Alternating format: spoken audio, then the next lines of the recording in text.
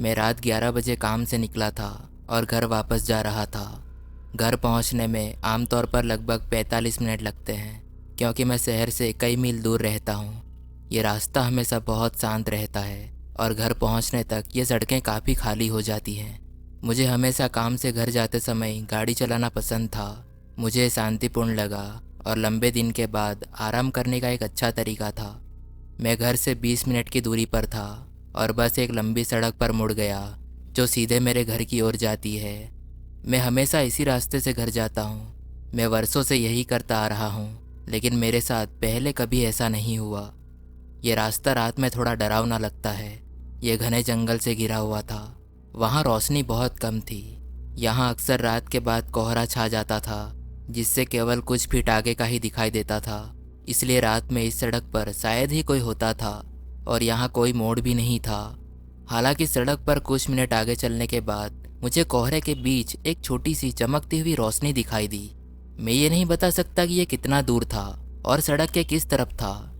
मैंने अपनी कार धीमी कर दी और जैसे ही मैं उसके करीब गया, रोशनी पूरी तरह से बंद हो गई। इस समय मैं शायद 15 से 20 मील प्रति घंटे की रफ्तार से जा रहा था। तभी कोहरे में एक छोटी कार सड़क के किनारे से निकली और सीधे मेरे सामने रुकी।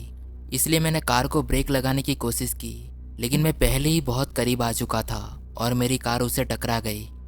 पहले तो मैं सदमे में था कि यह सब इतना अचानक कैसे हो गया, लेकिन मैंने देखा कि हमारी किसी भी कार को ज़्यादा नुकसान नहीं हुआ। मुझे कुछ समझ नहीं आ रहा था। मैंने अपना दरवाज़ा खोला और अपनी कार के पास खड़ा होकर उनके भी बाहर निकलने का इंतज़ार कर रहा था।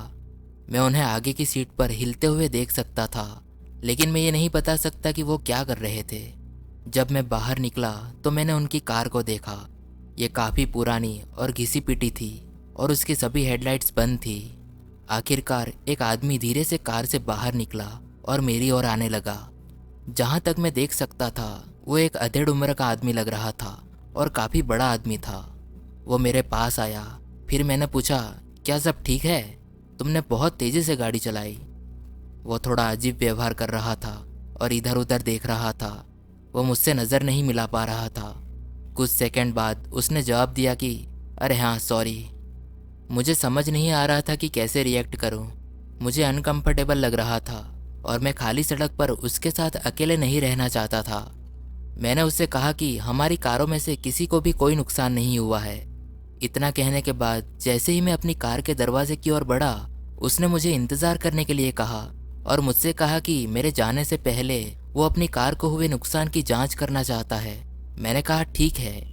वो मेरी कार के पास खड़ा हो गया और अपने पीछे के बम्पर को देखने लगा, लेकिन फिर वो कार के चारों ओर घूमने लगा और ये देखने का नाटक करने लगा कि उसकी कार को कोई नुकसान हुआ है, जो काफ़ी अजीब था क्योंकि मेरी कार केवल उसके पिछले बम्पर से टकराई थी। जैसे ही वो कार के पीछे की ओर बढ़ने लगा, मैंने देखा कि पीछे की सीट पर एक बड़ी आकृति उठी और दरवाजे की ओर बढ़ने लगी। मैं तुरंत अपनी कार में बैठ गया और उसे लॉक कर दिया। तभी पीछे के दरवाजे से एक आदमी बाहर आया और वो दोनों मेरी ओर हाथ हिलाने लगे और मुझे रुकने के लिए कहा। उस दौरान मैं बहुत घबरा गया था। मैंने तुरंत कार स्टार्ट की और वहाँ से आगे निकल गया। रियर व्यू मिरर में मैं देख सकता था कि कोहरे के बीच अब उनकी लाइटें जल रही थी। मैं लगभग 30 सेकंड तक उनकी हेडलाइट्स देख सकता था, लेकिन फिर वो बुझ गई। मैं एक पेट्रोल पंप पर गया जो मेरे घर से लगभग 5 मिनट की दूरी पर था। मैंने ये सुनिश्चित करने के लिए वहाँ इंतज़ार किया कि वो मेरे पीछे पीछे घर तक ना आ जाए, लेकिन कोई भी कार वहाँ से नहीं गुजरी। 15 मिनट तक इंतज़ार करने के बाद मैं घर चला गया। मैंने उस समय पुलिस को फ़ोन नहीं किया क्योंकि मुझे ऐसा लग रहा था जैसे मैं ज़रूरत से ज़्यादा ही सोच रहा हूँ। मुझे अभी भी अंदाज़ा नहीं है कि असल में वो लोग क्या चाहते थे, लेकिन जितना ज़्यादा मैं इसके बारे में सोचता हूँ, मुझे उस सिचुएशन के बारे में उतना ही बुरा लगता है। मुझे नहीं पता कि उनका प्लान क्या था, लेकिन मुझे ऐसा लगता है कि अगर मैं समय पर वहाँ से नहीं निकला होता तो कुछ बहुत भयानक होने वाला था।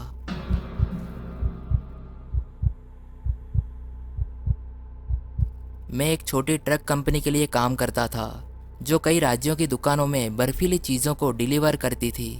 मैं गोदाम में वापस जाने से पहले 3 या 4 डिलीवरी करता था और फिर घर जाता था। हालांकि कभी कभी हमारी डिलीवरी यात्रा काफ़ी लंबी होती थी, इसलिए उसी दिन हम घर वापस नहीं जा सकते थे और हमें वापस जाने से पहले रात भर कहीं और सोना पड़ता था। आमतौर पर मैं ट्रक को ट्रक स्टॉप पर ले जाता हूँ और कुछ घंटों के लिए आराम करता हूँ, फिर सड़क पर वापस आगे बढ़ जाता हूँ। उस दिन लंबी डिलीवरी थी और मुझे पता था कि मैं अगले दिन तक घर वापस नहीं जा पाऊंगा। मैं तैयार हो गया और अपनी ट्रक लेके निकल गया। पूरे रास्ते कुछ भी नहीं हुआ। मैं गोदाम पहुंचा, मैंने ट्रक का सामान उतार दिया और घर के लिए निकल पड़ा। काफ़ी देर हो चुकी थी। हालांकि सुबह लगभग 1 बजे मैंने सोचा कि आगे बढ़ने से पहले मुझे 1 या 2 घंटे आराम करना चाहिए। ट्रक रोकने से पहले मैंने एक साइन देखा। उसमें लिखा था कि ट्रक स्टॉप 40 मील आगे है, इसलिए मेरे पास वहां पहुंचने से पहले अभी भी थोड़ा समय था। देर रात इस लंबी सीधी सड़क पर मेरे अलावा कोई नहीं था। हालांकि मैंने अपने साइड मिरर में कुछ चमकती हुई चीज़ देखी। मैंने मिरर में ध्यान से देखा कि ट्रक की ट्रॉली के ठीक पीछे हेडलाइट्स चमक रही थी, लेकिन मुझे वो कार बिल्कुल भी नज़र नहीं आई। मैं उसी स्पीड से सड़क पर चलता रहा और कार के दूसरी लेन में जाने का इंतज़ार करता रहा, लेकिन मुझे आश्चर्य हुआ कि वो मेरे ठीक पीछे चलती रही। मैं घबराने लगा था क्योंकि मुझे पता था कि अगर मुझे किसी भी कारण से ब्रेक लगाना पड़ा तो वो आदमी मुझे मार डालेगा। ट्रक स्टॉप कुछ ही मील दूर था, इसलिए मैंने बाकी रास्ते उसे नज़रअंदाज करने की कोशिश की। आखिरकार मुझे रेस्ट एरिया का साइन दिखा। मैं अंदर जाने लगा। जैसे ही मैं टर्न ले रहा था, मैंने मिरर में देखा और देखा कि कार थोड़ी धीमी हो गई, लेकिन फिर वो पार्किंग स्थल में मेरा पीछा करता रहा। मुझे कुछ समझ नहीं आ रहा था कि मुझे क्या करना चाहिए, लेकिन मैंने सोचा कि मैंने कुछ देर पहले गलती से उसकी बात काट दी होगी और वो बस इस बारे में मुझ पर चिल्लाना चाहता था। मैं कई सालों से ट्रक चला रहा हूँ और मुझे बहुत सारे गुस्सैल ड्राइवर मिले हैं, इसलिए मुझे इस चीज़ का अनुभव है, लेकिन मैंने कभी किसी को इस तरह मेरा पीछा करते नहीं देखा। मैं एक खुली जगह में चला गया और ट्रक पार्क की। कार धीरे धीरे मेरा पीछा करने लगी और रुकने से पहले और करीब आती गई। वो इतनी करीब थी कि मैं उसे देख नहीं पा रहा था। यह बहुत अजीब था। मैं बाहर निकला और उससे सवाल करने के लिए पीछे की ओर चलने लगा। जैसे ही मैंने अपने ट्रक का दरवाज़ा बंद कर दिया, उसने अपनी कार रिवर्स की और तेज़ी से चला गया। मैं अच्छे से नहीं देख सका, लेकिन मैं बता सकता हूँ कि यह एक बूढ़ा आदमी था। उसकी कार सफ़ेद थी और पूरी तरह से जंग लगी हुई थी। ये उन पुरानी पुलिस कारों में से एक तरह की लग रही थी जिसके सामने बम्पर था। मैं ट्रक के पीछे कुछ मिनट तक खड़ा रहा और ये सुनिश्चित किया कि सब कुछ सुरक्षित से बंद था। फिर मैं ट्रक में वापस आया और उसे बंद कर दिया। मैंने ये सुनिश्चित करने के लिए सभी दरवाज़ों की दोबारा जांच की कि वो बंद है और सभी खिड़कियों पर नज़र डाली ताकि ये सुनिश्चित हो सके कि कार वापस अंदर नहीं आई है। फिर मैं लेट गया और अपनी आंखें बंद कर ली। मैं अपने ट्रक की ट्रॉली से एक धमाके की आवाज़ सुनकर जाग गया। मैंने अपनी घड़ी देखी। लगभग 2 घंटे बीत चुके थे और लगभग 3 बजे थे। तभी एक बार फिर वही आवाज़ आई, लेकिन ये पहले से काफ़ी ज़ोरदार थी। मैंने साइड मिरर में देखा और एक बहुत ही काली आकृति को पीछे की ओर जाते देखा। इस बार मैं बहुत डर गया। मैंने एक छोटा सा चाकू उठाया जो मैंने बीच वाले कंपार्टमेंट में रखा था। मैं पीछे की ओर जाने लगा, लेकिन इस बार मैंने ड्राइवर का दरवाज़ा खुला छोड़ दिया ताकि कोई आवाज़ न हो। जैसे ही मैं उसके करीब गया, मैं थोड़ा नीचे झुका और ट्रॉली के अंदर देखा। मैं स्पष्ट रूप से ट्रॉली में किसी को खड़ा देख सकता था और साथ में उसकी कार भी खड़ी थी जिसकी हेडलाइट्स बंद थी। मैंने देखा मेरे शरीर में डर की लहर दौड़ गई और मैंने आगे न बढ़ने का फैसला किया और इसके बजाय उस पर चिल्लाया।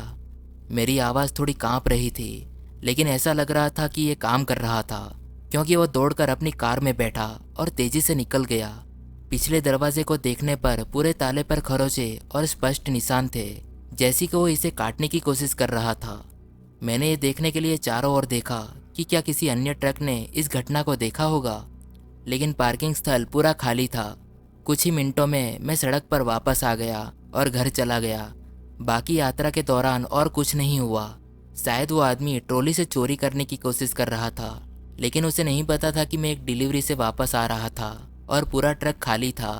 यह घटना मेरे ड्राइविंग करियर में मेरे साथ घटी सबसे परेशान करने वाली घटना है और मैं अब भी कभी कभी अपने ठीक पीछे आ रही दूसरी कार के बारे में सोचकर डर जाता हूँ।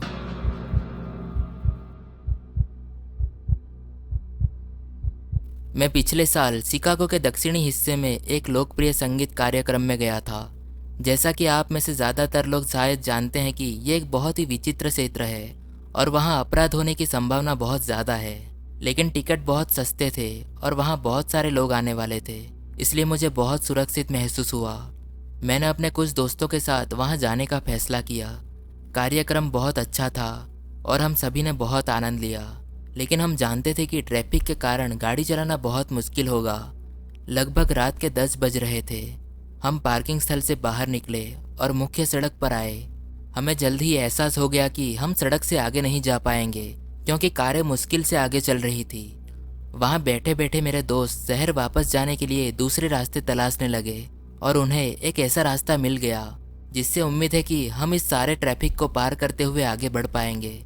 30 मिनट तक एक ही जगह पर बैठने के बाद हमने सोचा कि हमें दूसरा रास्ता आजमाना चाहिए। हम मुख्य सड़क छोड़कर आसपास की सड़कों से गुजरने लगे। आश्चर्य की बात यह थी कि इतनी रात में बहुत से लोग बाहर घूम रहे थे और कुछ अपने आंगन में खड़े थे, जो इस समय बिल्कुल भी सामान्य नहीं था। हमने देखा कि बाहर लोग हमें चलते हुए देख रहे थे और फिर हमें यह भी एहसास हुआ कि हमने 20 मिनट तक कोई दूसरी कार नहीं देखी। इससे हम थोड़ा घबरा गए और हमने इस पर ज़्यादा ध्यान देना शुरू किया। मैंने एक दोस्त से ये पता लगाने के लिए कहा कि नज़दीकी मुख्य सड़क कहाँ पर है। जब वो मैप में देख रहा था तो मेरे दूसरे दोस्त ने सड़क के अंत में एक कार की ओर इशारा किया जो सड़क के किनारे खड़ी थी। मैंने तुरंत कार रोकी और कार के पास पहुंचे, फिर उसी सड़क पर आ गए जिस पर हम पहले थे। हम अन्य कारों के साथ सार्वजनिक इलाके में सुरक्षित रास्ता खोजने की कोशिश में थोड़ा घबराने लगे, लेकिन कुछ सेकंड के बाद हमने फिर से सड़क के अंत में एक कार खड़ी देखी। मैंने कार रोक दी और मैंने अपने दोस्तों की ओर देखा। हम सब एक दूसरे को देख रहे थे और समझ नहीं पा रहे थे कि क्या करें। वहाँ बहुत अंधेरा था और हम ये नहीं बता सकते थे कि कार में कोई था या नहीं, इसलिए हम उसके पास नहीं जाना चाहते थे। जब हम डिस्कस कर रहे थे तभी सड़क पर एक घर में से 2 आदमी निकले। उनमें से एक कार के पीछे खड़ा हो गया और दूसरा मेरी खिड़की के पास आया। उसने मुझे अपने हाथों से खिड़की नीचे करने का इशारा किया और घबराकर मैंने खिड़की को बस कुछ इंच नीचे कर दिया। वो आदमी एक एक करके हम सभी को देख रहा था। फिर उसने मुझसे पूछा कि हम कहाँ जा रहे हैं। मैंने कहा बस हाईवे की तरफ। उसने सिर हिलाया और अपने दोस्त की ओर देखा जो कार के पीछे की ओर चलने लगा। इस दौरान सब कुछ शांत होता दिख रहा था। तभी अचानक उन दोनों ने दरवाजे पकड़ लिए और उन्हें बार बार खोलने की कोशिश की। जब हर कोई चिल्ला रहा था तो मैंने जितनी तेजी से हो सके कार को रिवर्स किया। जैसे ही मैं पीछे जाने लगा तो उस आदमी ने खिड़की के गैप में अपना हाथ डालने की कोशिश की। मैंने तुरंत कार को पीछे खींच लिया। वो दोनों जमीन पर गिर गए। मैंने कार घुमाई और जिस रास्ते से हम आए थे उसी रास्ते चल दिए। हम सभी पूरी तरह से सदमे में थे। मैंने शांत रहने की कोशिश की, लेकिन मैं पूरी तरह कांप रहा था। मुझे लगता है कि हम सभी इस घटना से काफ़ी हिल गए थे, लेकिन मुझे लगता है कि मैंने इसे काफ़ी अच्छे से संभाला।